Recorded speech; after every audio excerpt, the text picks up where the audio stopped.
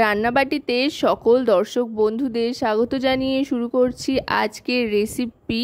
একদম চটজলদি ডিম পোলাও। এর জন্য অবশ্যই তো ডিম সেদ্ধ লাগবেই। এখানে 6টা ডিম সেদ্ধ নিয়ে নিয়েছি, তাতে নুন হলুদ মাখিয়ে নিচ্ছি। আর এদিকে নিয়ে নিয়েছি চাল 2 বাটি পরিমাণে। এটা কিন্তু ঘরের চাল, মানে ঘরে প্রত্যেক দিন যেই চালে ভাত বানিয়ে খাওয়া হয় সেই চাল দিয়েই বানাচ্ছি আজকে। এবার নিয়ে নিচ্ছি পরিমাণ মতো জল। এখানে যতটা চাল নিয়েছি, যেই বাটিতে জল পরিমাপ করে নিচ্ছি সেই বাটিরই 2 বাটি চাল নিয়েছি, আর ঠিক তার ডবল জল নিচ্ছি, মানে 4 বাটি জল নিয়ে নিচ্ছি। চালটা আগে থাকতে একটু ভিজিয়ে রাখতে হবে, ঘন্টাখানেক ভিজিয়ে রাখলেই চলবে ধুয়ে। আর এদিকে 4 বাটি জল গ্যাসের ফ্লেমটা মিডিয়াম টু লোতে রেখে গরম করতে বসিয়ে দিয়ে এদিকে চলে এসেছি। কড়াইতে সাদা তেল গরম করে তাতে নুন হলুদ মাখিয়ে রাখা ডিম সেদ্ধগুলো হালকা করে ভেজে নেব। ডিম কিন্তু একদম বেশি ভাজবার প্রয়োজন নেই, জাস্ট একটু নাড়াচাড়া করে নেওয়া আর কি, একটু রং ধরা আর কি ডিমটা একটু নাড়াচাড়া করে নিয়েই তারপরেই কিন্তু তুলে নেব। ডিমগুলো তুলে নিচ্ছি এক এক করে। ডিমগুলো তুলে নেওয়ার পর এবার সাদা তেলের সাথে মিশিয়ে নেব একটু ঘি। চাইলে আপনারা গোটা রেসিপিটা ঘিতেও করতে পারেন, আবার ঘি সাদা তেল একসাথে মিশিয়েও নিতে পারেন। এবার দিয়ে দিচ্ছি আলু ভাজবার জন্য। আলুগুলো কিন্তু বেশ ভালো করে ভেজে নিতে হবে। আলু যত ভালো ভাজা হবে রেসিপির টেস্ট কিন্তু ততটাই বাড়বে। একদম লালচে করে আলুগুলোকে ভেজে নিতে হবে। দেখুন আস্তে আস্তে কিন্তু আলুতে লালচে একটা রং আসতে শুরু করেছে, একটা দিক লালচে হয়ে গিয়েছে। সব দিকটা সমানভাবে পুরো এরকম লালচে রং চলে আসলে তারপরে আলুটাও তুলে নেব।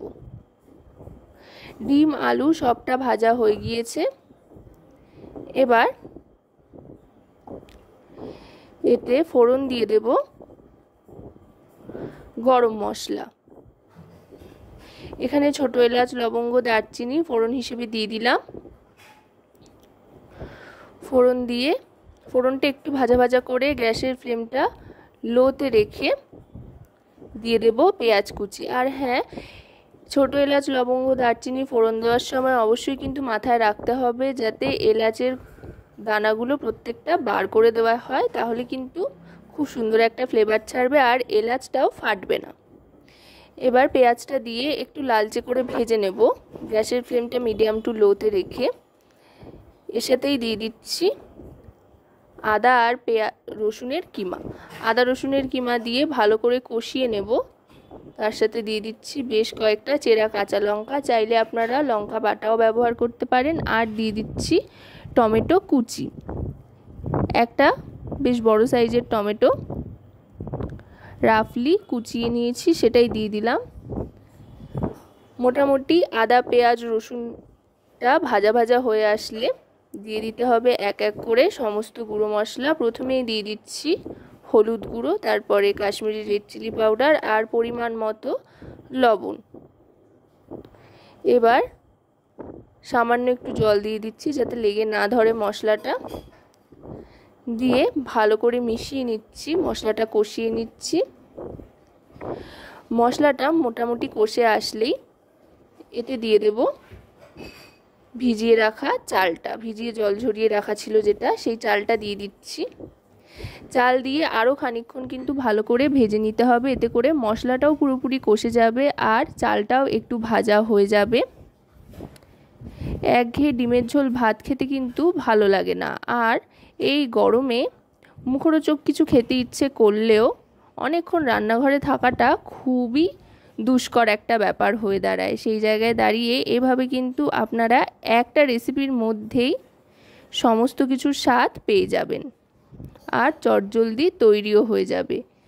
কথায় কথায় চালটাও ভাজা ভাজা হয়ে এসছে খানিকটা। এবার দিয়ে দিলাম আলুটা, ভেজে রাখা যে আলুটা ছিল, আলুটা দিয়ে ভালো করে মিশিয়ে নিচ্ছি। মিশিয়ে নিয়ে এবার যেই জলটা গরম করতে বসিয়েছিলাম সেই জলের মধ্যে আস্তে আস্তে পুরোটা দিয়ে দেব চাল আলু।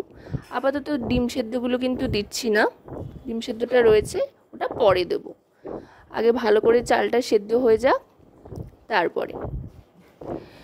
যেহেতু একেবারে পোলাওয়ের মতো করেই বানাচ্ছি, তাই খেতে কিন্তু অপূর্ব হয়। এবার ঢাকনা চাপা দিয়ে দেব। তার আগে দিয়ে দিচ্ছি পরিমাণ মতো চিনি। যেহেতু পোলাও, তাই বেশ একটু মিষ্টি মিষ্টি হলে ভালো লাগে খেতে। এবার ঢাকনা চাপা দিয়ে দেব। 15 থেকে 20 মিনিট মতো ঢাকনা চাপা দিয়ে গ্যাসের ফ্লেমটা মিডিয়ামে রেখে ঢাকনাটা সরিয়ে নিলাম। এবার একবার দেখে নেব ভালো করে চালটা কতটা সেদ্ধ হয়েছে। চালটা কিন্তু খুব সুন্দর সেদ্ধ হয়ে এসছে, আর একটু জল রয়েছে। এবার এর মধ্যে দিয়ে দেব ডিমগুলো, মানে সেদ্ধ করা যে ডিমটা ছিল সেটা দিয়ে দিচ্ছি। ডিমটা দিয়ে আলতো হাতে মেশাতে হবে, একটু লক্ষ্য রেখে, যাতে ডিমগুলো ভেঙে না যায়। আর ডিম তো সেদ্ধই রয়েছে, তাই ডিম দিয়ে সেরকম রান্না করার কিছু নেই এখানে। শুধু এক্সট্রা যে জলটা রয়েছে সেটা শুকিয়ে আসা পর্যন্ত অপেক্ষা করতে হবে। তাই গ্যাসের ফ্লেমটা এবার লোতে করে দেবো। লোতে করে দিয়ে আরও 5 মিনিট মতো ঢাকনা চাপা দিয়ে অপেক্ষা করতে হবে। 5 মিনিট বাদে ঢাকনাটা সরিয়ে নিলেই কিন্তু তৈরি হয়ে যাবে দারুণ মজাদার ডিম পোলাও। তো আজকের এই রেসিপিটি আপনাদের কেমন লাগলো সেটা কিন্তু অবশ্যই আমাকে কমেন্টের মাধ্যমে জানাবেন। সকলে খুব ভালো থাকবেন ও সুস্থ থাকবেন, আর রান্নাবাটির সাথে থাকতে ভুলবেন না। আর রেসিপিটা ট্রাই করে অবশ্যই কিন্তু লাইক, শেয়ার, সাবস্ক্রাইব করে আমাদের সাথে থাকবেন।